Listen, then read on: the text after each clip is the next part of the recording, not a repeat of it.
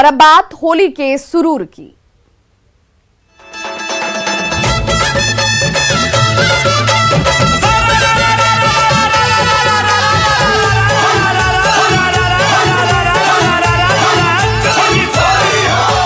होली खेले रघुबीरा अवध में, होली खेले रघुबीरा। बिहार विधानसभा में आज होली की मस्ती नजर आई। सदन की कार्रवाई जैसे ही खत्म हुई, विधायकों ने रंग और गुलाल लगाना शुरू कर दिया। कुछ महिला विधायकों ने गीत गाकर भी यहां पर होली को लेकर सभी को शुभकामनाएं दी।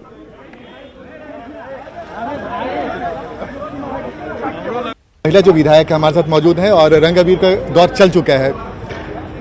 होली के मौके पे कुछ याद आता होगा आप लोगों को बचपन का भी, कॉलेज के समय जो पढ़ती होंगे, कुछ याद बताइए और कुछ अगर इस वक्त कुछ गुनगुना के आप सुना दे तो बहुत अच्छा लगेगा।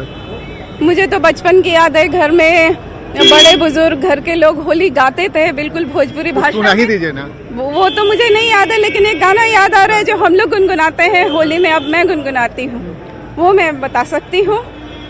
होली के दिन दिल खिल जाते हैं, रंगों में रंग मिल जाते हैं। आप मैम कुछ गुनगुना दें, कुछ भी होली में जो आपको आता होगा। गाना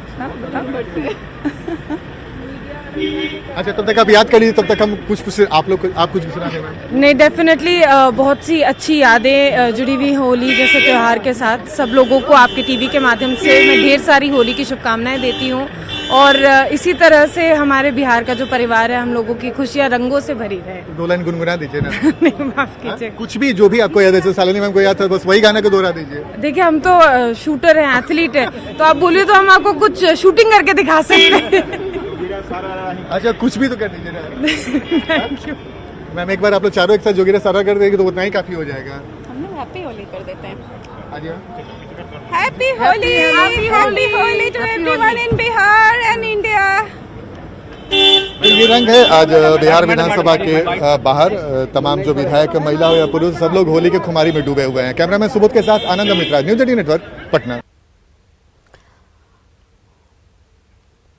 तो पटना सहित पूरे बिहार में होलिका दहन की तैयारियां जो है वो पूरी हो चुकी हैं और इसे लेकर बस सब कुछ वक्त का इंतजार। पटना में भी कई जगहों पर होलिका दहन किया गया है और आपको बताते चलें कि पुरानी परंपरा और मान्यता के अनुरूप ये परंपरा का निर्वहन आज भी किया जाता है। बीते 22 सालों से मारवाड़ी समाज की महिलाएं विधि विधान के साथ होलिका का दहन करती हैं, पूजन करती हैं। महिलाएं गोबर के उपले से होलिका बनाती हैं और इसे जलाने से प्रदूषण नहीं होता है। होली बुराई में अच्छाई की जीत का त्यौहार माना जाता है। होली से पहले होलिका दहन मनाया जाता है, जिसमें बुराई की हार होती है और अच्छाई की जीत होती है। होलिका दहन एक परंपरा है और इस परंपरा को पिछले 22 साल से यहाँ पर मारवाड़ी जो महिलाएं हैं, मारवाड़ी समाज की महिलाएं हैं, पिछले 22 साल से यहाँ पर पूरे विधि विधान के साथ यहाँ पूजा किया जाता है।